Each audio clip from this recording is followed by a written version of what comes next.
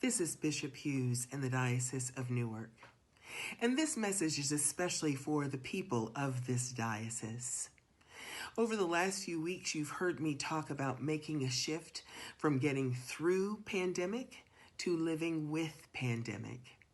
It's not that any of us believes this is going to go on forever. It's just that we have come to understand it's going to keep going for a while. And it's not helpful for us to keep setting a date that we think is going to be over by and holding off on the ways that we are church until it is over. Instead, we've been asking ourselves, how do we live with pandemic?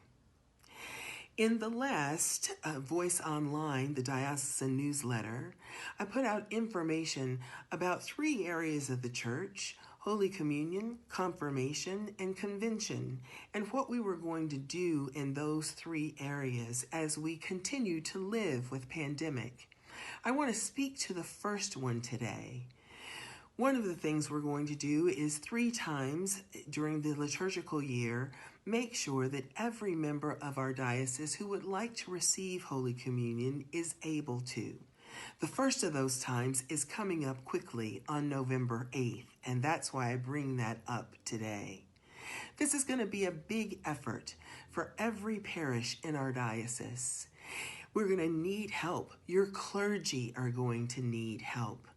We're going to need the help of people who can come masked and gloved up and being safe to package up the blessed elements so that it is able to travel along with a prayer card to people who need to receive it at home. We are going to need people who can make phone calls to find out who does want to receive it at home, to take those reservations so we know exactly when we will be dropping it off. And we're going to need people who can help with dropping the blessed element off. Keep in mind, we're not looking to have lay Eucharistic visitors do home communion. This is something entirely different.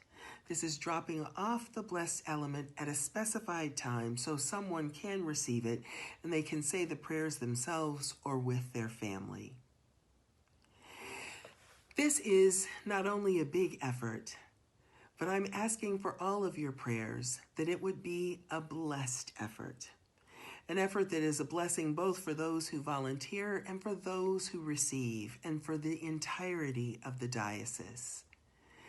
I ask you to join me in praying that when we receive communion at all times, but especially when the entire diocese is receiving on November 8th, the communion would resonate in us the way it is meant to, that the transforming presence of Jesus Christ in our lives, in our spirits, in our minds, and in our hearts would go out with us into the world, where we are able to share God's love and to share God's ministry of transformation and healing.